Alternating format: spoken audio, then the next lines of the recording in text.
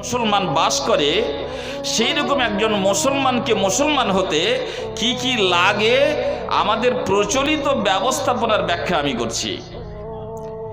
আমাদের অনেকের মনে হয় যে আমি একজন মুসলমান এই জন্য যে আমার জন্ম কোনো একজন মুসলিম পরিবারে হয়েছে। আমি ঠিক বলছি না ভুল বলছি ভাই? আমি মুসলমান এই জন্য যে আমার জন্ম কোনো একটা মুসলিম পরিবারে হয়েছে।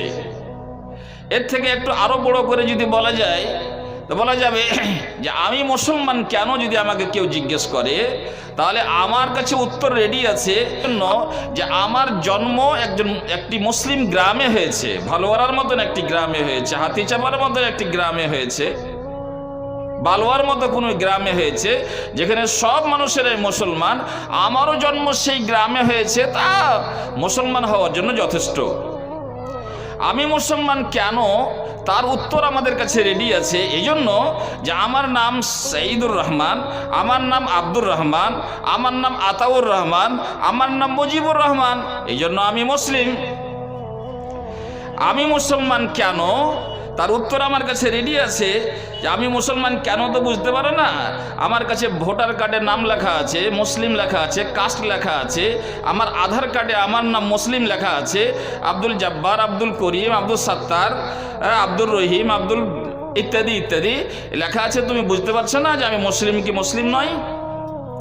তাহলে আমরা মুসলমান হওয়ার বিষয়টাকে এইভাবে নিয়েছি যে মুসলমান হওয়ার জন্য কোনো মুসলিম পরিবারে জন্ম নেওয়া যথেষ্ট, কিংবা নামটা মুসলিম হওয়া যথেষ্ট, কিংবা কোনো মুসলিম গ্রামে জন্ম হওয়া যথেষ্ট, কিংবা কোনো মুসলিম মানে পিতৃসূত্রে মাতৃসূত্রে দাদা নানি কেউ যদি মুসলমান থেকে থাকেন তাহলে তার নাম নিয়ে আমি নিজের ইসলাম প্রমাণ করছি।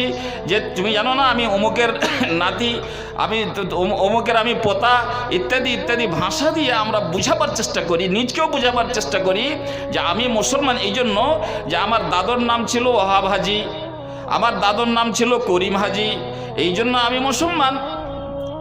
এর থেকে বেশি কিছু কম্পালসারি বা ম্যান্ডেটরি যা আছে, একবারে জরুরি, যেটা না হলে মুসলমান হওয়া যাবে না, এইসব কথাগুলি ভাবার আমাদের কাছে বেশি সময় থাকে না।